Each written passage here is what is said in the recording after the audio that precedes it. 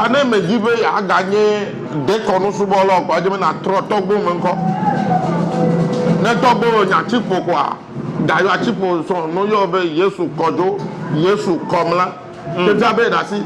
Vone ano togbo menko yo avia no prophet yo renu. Alavia no nko mo yo renu la ekotole de kono azubo. Polia do ko la be edu. American e wo pese e sei ke polo ba ke me. Yenye mi abe poli tanu kro ya gbodo zukwa poli wa jaba ponu to afaji be ameye yin wa kiki ameye.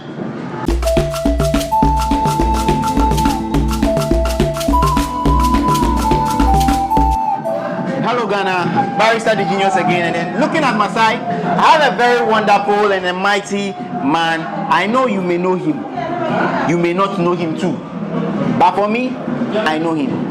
And I want to have the honor to introduce him to you because it might be a blessing to your life, and also, who knows, your life may be transformed from here. With me is Togbe Amenechia Agbe, and he's from Tokpekwe and also Kliko. But today, we are at this event at Joje Amegleto Kope. Togbe, I know you. Maybe people may not know you. Can you introduce yourself to the people? Konye Togbe Asuma Amenechia Agbe 3779. Gbogbo pe chami enu gbagbe vi enu onye malo akle hakpe cho agochime peto e ole Kliko ome lotako. So he said his name is Togbe Amenechia Agbe 999 777. I don't know those numbers. Please, you can ask him when you meet him. But for now, let's do with Togbe Amenechia Agbe. I've heard a lot about you, and then your teachings alone are really insightful.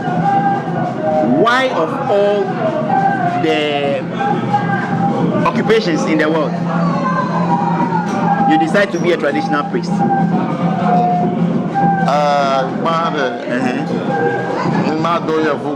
Okay. Okay. So I will be summarizing to you because he wants to flow well in the Ewe language because he is a Voltarian and I'm on a Volta land.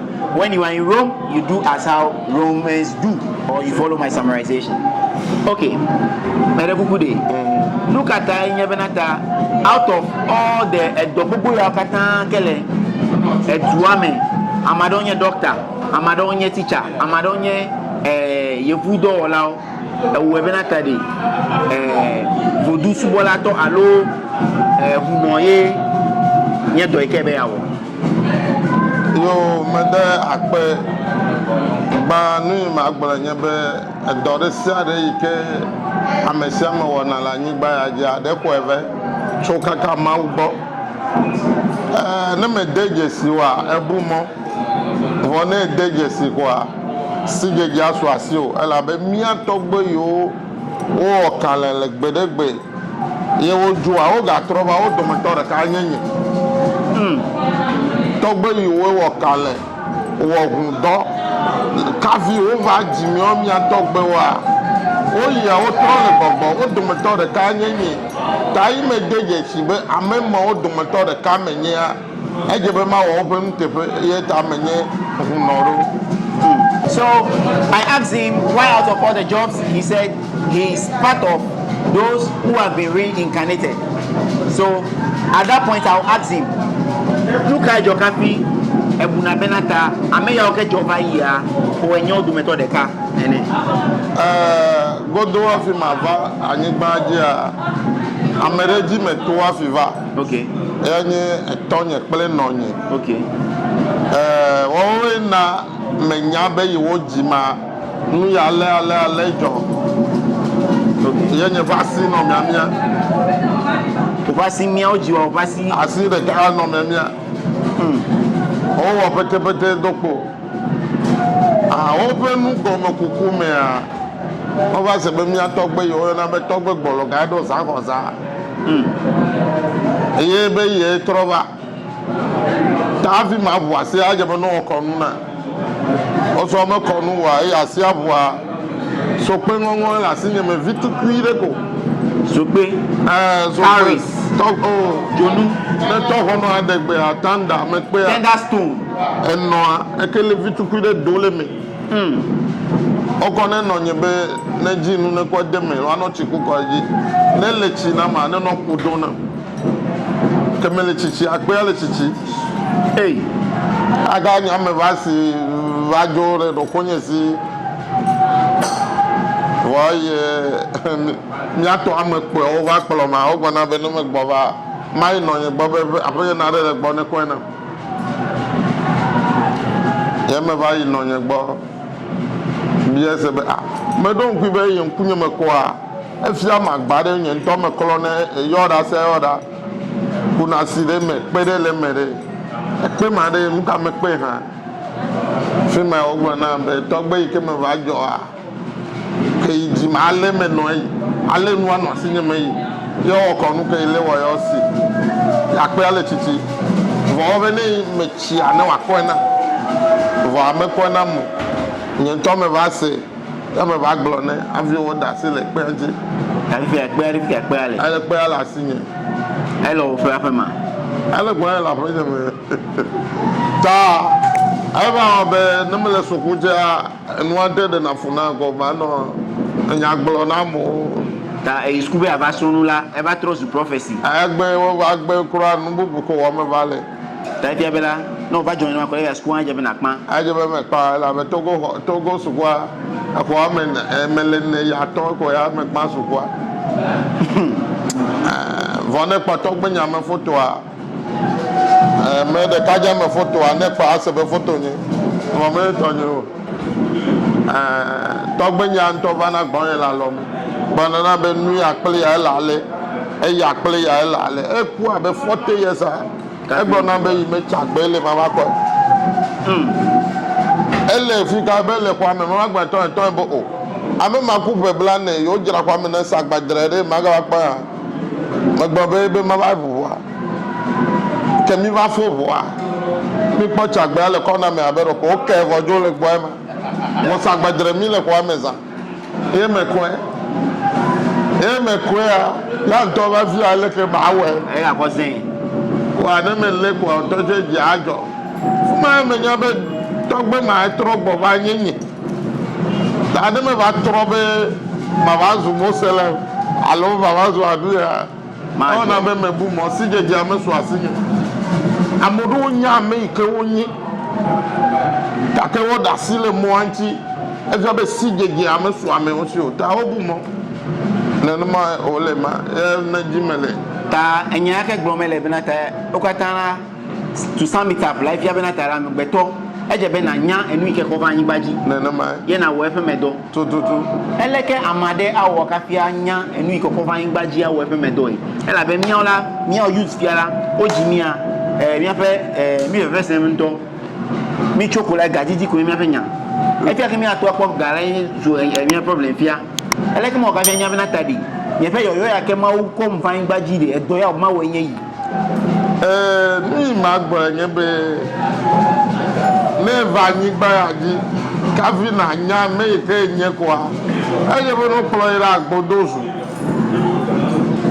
asa me dare ne ira agbodozu a ye gbo na pole apogede anya du ike jele nu ikawo nu ike mawo nu ike nyono abeke ole be na ade nke keke ma me onyono ole be na ade ne je ikwa ne te nyanu ma ye ko de me ye nyi ko kwa e bo ma ga no fu de ke pe be ivale yo fu do yi la po e poli me ya kokolo le be na nyi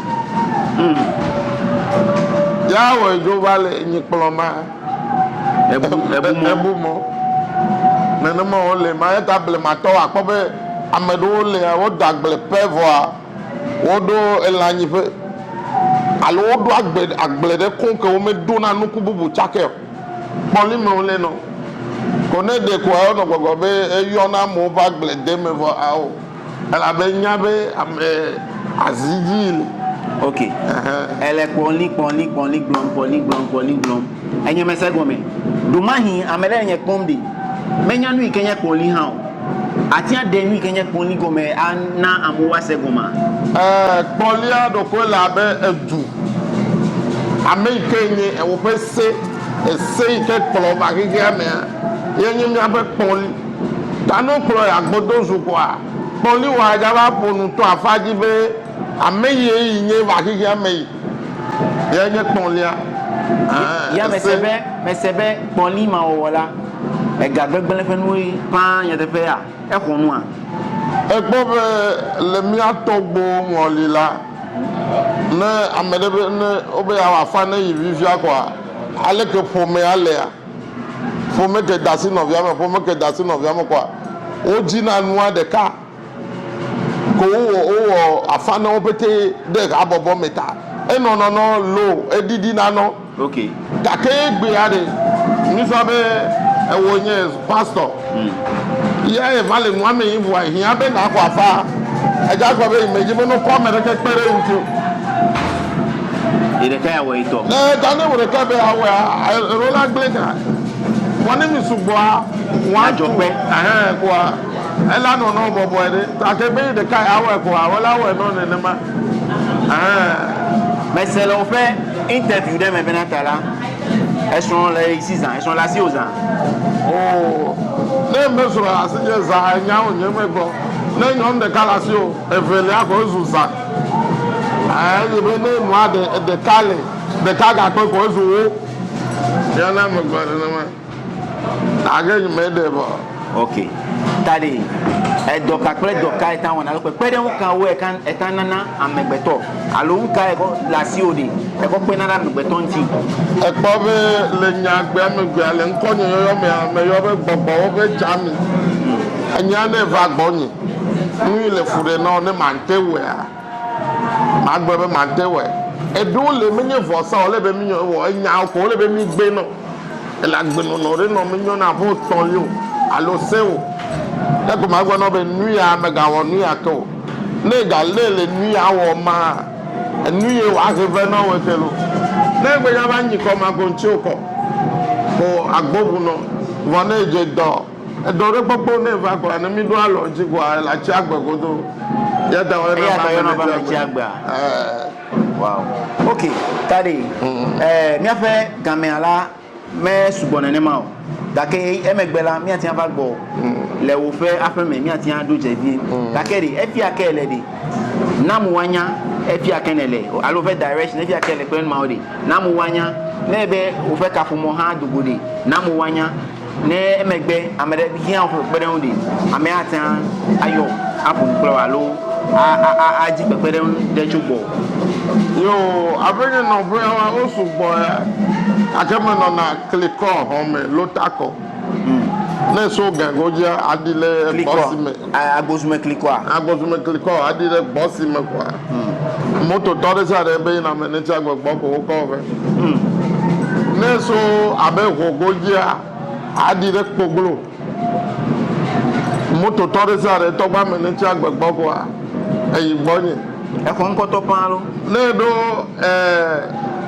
ni asegbe Johnson segbe de ajide lo mezo a ne gbenya dibe to gba meneti agboko a e va gbonye dai abedi branches o ma yomela o fi ko wa adoko atekere tinyele kliko e ma okay vone be akere tinyele peto ya ne yon ko be mele peto ko a ne go do bu so ko no di de asiyi ya memon peto asiyi ya memon moto tore sa le to gba meneti agboko a o ko ve na bla wo so je asiyi ya memon ko kere tinye o fe kafu mo alo o fe number yenye enuka number nya MTN na anyị 0244 18 30 96 yenye phone ke no na sinye ku okay okay da yenye o fe active number ta number yako yodi atobe ele scrolling le yenye screen aji ati anko e ayo e ngba pele mi afunu bepere won ike jime na apere wa mawusi mole enye di mawe wona nusi anu yeta mawusi me mi akoni sere ko de da ke ka fi majore amu benata kudu subo alo mi a fait de la comme mila mais nous mais tu m'as encore nous quartier bon na même a de a trop mais alo ana a vo fa nku na wa segon me na tari mi aha na wo do 1 million ba me jwe mana no nya be obu mo okay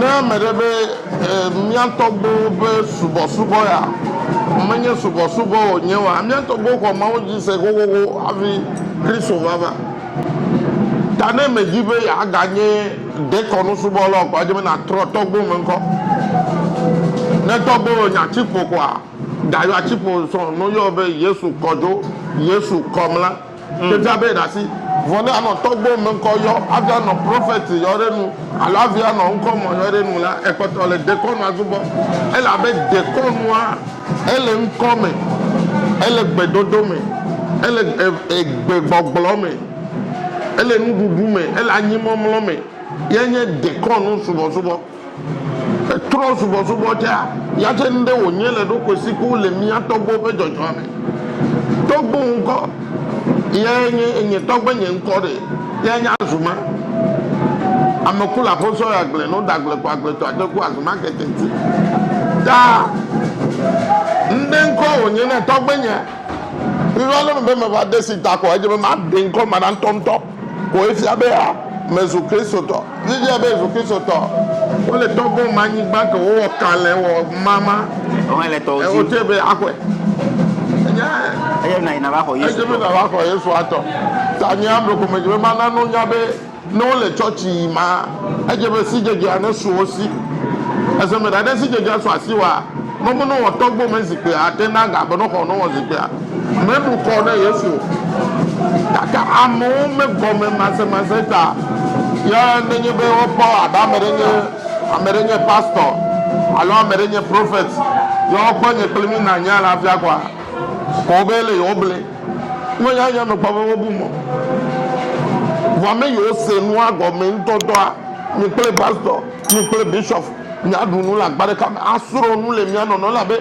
gome sese ale na mi vo ma se nde gome prophet ase gome de bu ike wa te ko fi avio le church ya ne de me na manje makọ pe tonye akọfi anu amu vomi o mele mi asi tuota ye amogbo no vio bo ne popo me do me gbe a america me ga roto ara bo gbenu lo mezike o gbenu la de gbo akewo la yin gba ya jira re ruru egbe ta ni yin ma gbo ko yin be e ba me za me ne ide do kwime nese mu agon esoro nu kure nu anti ye ese gomia nu maji akaro be nu ya idutune ikare di woni nyibe mesoro nu kure nu anti o gomesesi afu asiwo a ma ntenye nu maji koseto azeme ta amo so oje nu so kwa osoro nu so bi blanchi blebe posal mo premu ebe gomesesi ya so osi yo le susu no amedo le auto nye bokokwa onchi ko no ta bokokle poli afagbe me poli okle gomesese a yesu si a sese nto afi atro amema be mega wa afage a sese nto afi atro amema ta ofi anu ame ado katala wo se gom wo na nyi de wo be enunya be kagita ne wo vale gbagbo be togbe meziki la de a sese nto afi nu mante foda lebe dame ta subo de la bada wa jeje amere to je gome fe no fi agbere ku ngoti me na amere ya dunu la sime no be ade a esesena amoro dunu le ke so ma gba me la sime ama ta ne be akọ nu fi no se gobe era sese no vomi o je me dunu le de ko no ba gble mi kafi yo han wa mi asila ga ko jo wa mi asese ka me se me ne woto ne ga ko ba kle o le ba po me gbe bi yo akena o benata egba ha mega kerenchi o ye ga do je plan gana to bi amene cha gbe ma ga plan fun feel like na me se no agomo di vota yin gba jimile alo efe yin gba jimile da fe gbe ni adu ga kede ma ti apere won transcription on to na ina ba kini fine aloma summarize now the ebenata he's saying that before you will have a personal relationship or know what to do on earth, you must first go for what we call divination. They must divine. They must get to know you very well. They must tell you what your destiny is. Then in that lane you can achieve your destiny. But if they don't tell you, you'll be struggling at mist and you can't achieve anything. He is very much comfortable in what he's doing. He's very much okay. Same way, if you also get to know what your calling is, you'll be very much okay. And I was asking him that, why is it that people condemn their worship or traditional worship and then say theirs is bad and Christianity is very good? And he said no, he's not against anyone. Whatever you decide is yours. But the issue is that if you really understand tradition as he is doing or he understands, it doesn't matter who he is or who a pastor is. They can sit down together, eat together. It's brotherly love, because the Bible said love your neighbor as yourself. So why now are you discriminating?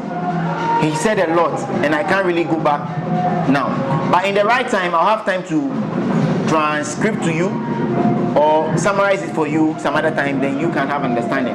But his numbers are still scrolling on the screen. If you need help, he is at Clico and same at Petway. Any of the locations that you think is preferable or close to you, you can go there and have a conversation with him.